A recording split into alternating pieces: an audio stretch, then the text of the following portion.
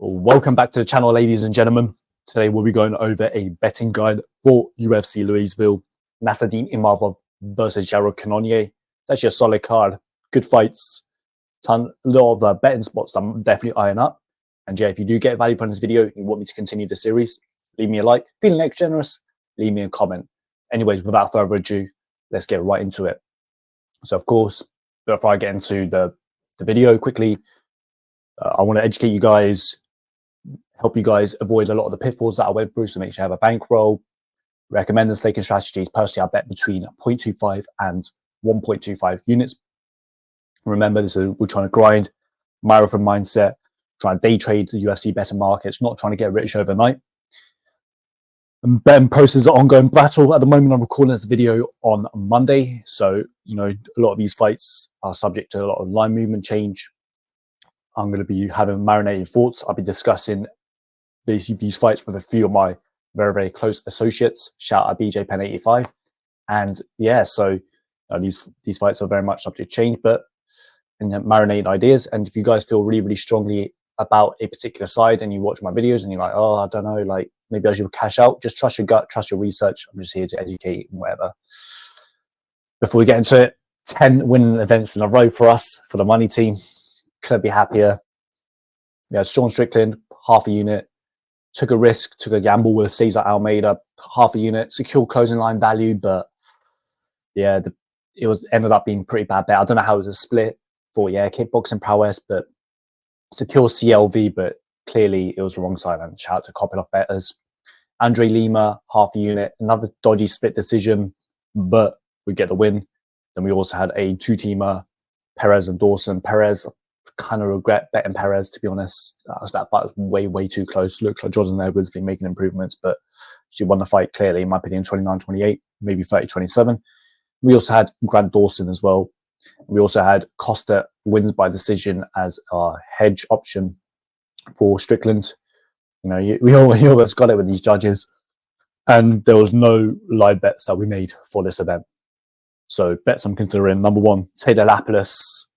If you want my detailed breakdowns on the stylistics of this matchup, please check out my podcast for this card, because then I'll go into further detail. But Taylor Lapillus is someone I'll bet between 0.5 to 0.75 units. We've got the slips here. 8.5 inch reach advantage, very athletic, sharpshooter. I think he has a really, really good chance of winning this fight. Of course, I do have some concerns that Cody's faced a high level of guys. Cody can make this fight competitive, and Taylor could make the fight look quite close optically. And of course, the price doesn't offer the best risk to reward ratio. I'm finding at the moment that because of how much the lines change on the UFC, I'm having to bet a lot of these fights early. So if the lines are more stable, then I could wait till the fight day to place my bets. But sometimes I'm just having to, if I lean aside or I'm thinking about betting aside, I'm just having to go in straight away, because then I don't get the best of a line. Worst case scenario, I could just cash out for a small loss. So next bet I'm considering is Daniel Marcos, picking between 0.5 to 0.75 units. Good risk to reward ratio, talented striker, high upside and potential, excellent striking defense. Some risk factors. He's not faced the highest level of competition. It's probably going to be a competitive fight. You got a game opponent. John Castaneda's no joke. He's got to be respective. And the market is disagreeing with me. The market is saying, look, we like the Castaneda side. So there's definitely some sharp money on the Castaneda side. If I do make this bet and make it official, then check out my Patreon, post a link down below. And yeah, any bets I make, I'll post on there for free. So next bet I'm considering is Carlos Prates. He's going to have a 6.5 inch reach advantage. He's the more technical, diverse striker. He's always got a knockout potential. On risk factors, he could be vulnerable if pressured with boxing. Game opponent who's going to pressure, not really getting the best risk to reward ratio on the price. Now, because I just had a feeling the line's going to move, I had to jump in early on Carlos Prates, but this is one that I'm possibly thinking about reducing or even cashing out of completely, because I do think Radke is a solid opponent, but I think Prates is probably going to get the job done. I think he is going to get the win. He's going to get the victory. So yeah, that's another bet I'm considering, Carlos Prates. Now another bet I'm considering, well, I've technically already placed this one. We got Julian Marquez. I know, like, he's not the most trustworthy guy. You know, he's had a couple losses. He's an aggressive brawler, but you know, the price gives me a good risk to reward ratio, or almost even money. It's only going to make this a small to medium type of wager. He's more proven. He's faced a high level of guys, but with the Reese side, he could turn out really, really good. We don't really know much about his game at all, to be honest. Like, I know some early money came in on Reese, but unless you guys have like some inside information around the camp and you can see him training day in, day out, and you think, yeah, this guy's like next up or something, I don't really understand how you could have a super, super strong opinion on the Reese side. So because of the unknowns, I had to put a little bit on Marquez. Even money. The market agrees with me. So yeah, give me Marquez, low to medium confidence. Maybe I, you know, secure some closing line value on this one, or maybe I let it ride. But yeah, like I say, guys, like, you have to get on these, on these lines early a lot of the time because of how much the drastic line movements happen. So yeah. Next bet I'm considering is Rayan Amanda, or Rayan dos Santos. Now I know there's a few people actually picking the Toma side. You know, a kappa I do respect who is picking her and betting on her, but I can't get behind her. Toma comes from an Indian MMA background scene, and especially the women's divisions, and it's definitely not high caliber at all. Even though India is a big, big country, lots of people around. I was going to say the population number, but I don't want to butcher and embarrass myself on my geography skills, so I'm just going to avoid it. But yeah, the Indian MMA scene is not good at all. Suman comes from, I'm not really too big on that as well. Of course, this is a low-level fight. You know, it can play a very, very competitive, and it definitely carries more risk.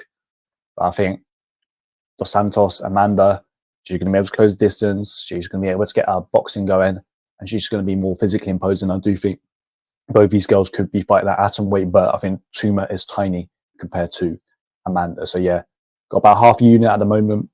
Maybe I let this one ride. I see some money's been coming in on her, so the market does agree with me. But yeah, all my official bets will be in the Patreon link down below. Now this is a fight. Avoid this fight.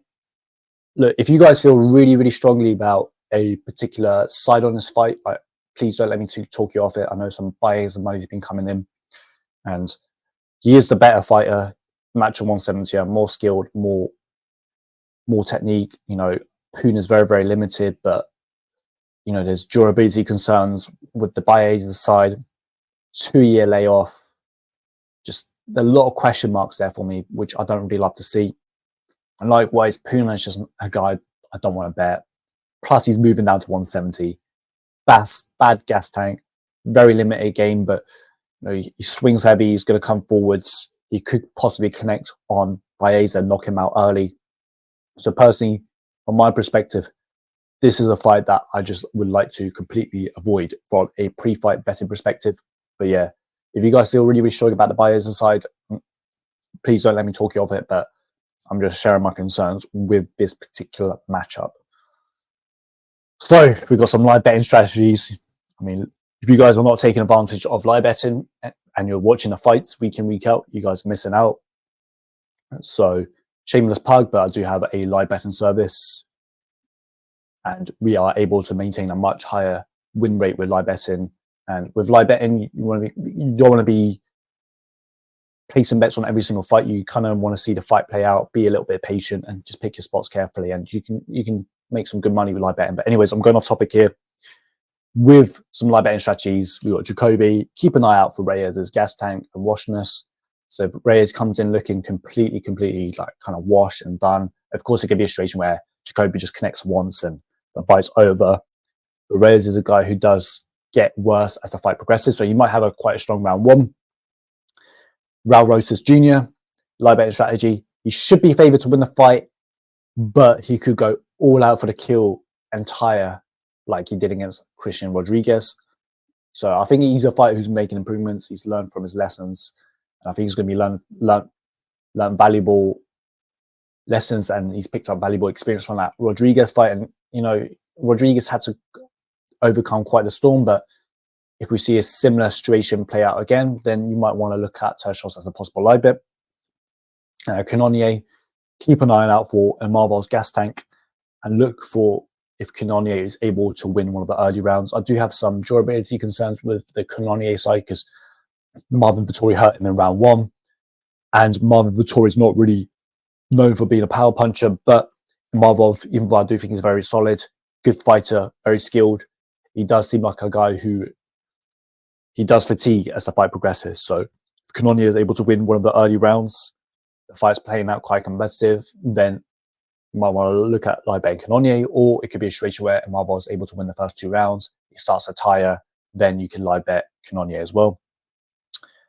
Now, next fight I got eyed up is Bruno Ferreira. Of course, Bruno should be the favourite, but his cardio is unknown past round 1. We've only really seen footage of him finishing guys in round 1. He's a very, very explosive guy, so he could possibly tire.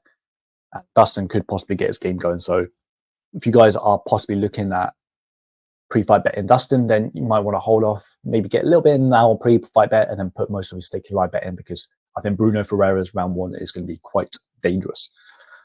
Next live betting strategy is Miguel Baeza. I think this one's pretty self-explanatory, but Puna gasses after 3 minutes. And if there's a situation where Baeza is winning the early exchanges, then you might want to get in quickly on Baeza and keep an eye out for Puna's gas tank. So pick your poison. Got some pick and fights. Got Lee versus Montana De La Rosa. Of course, Lee won the first fight back in 2019. She could be on a decline. I think Montana's been making improvements, but I think Lee's going to win this fight. Of course, these even money fights are much more hard to predict and get the outcome correctly, but you know, I thought I'd share my analysis with you guys. Marquez versus Reese, we went over Marquez. Marquez more proven.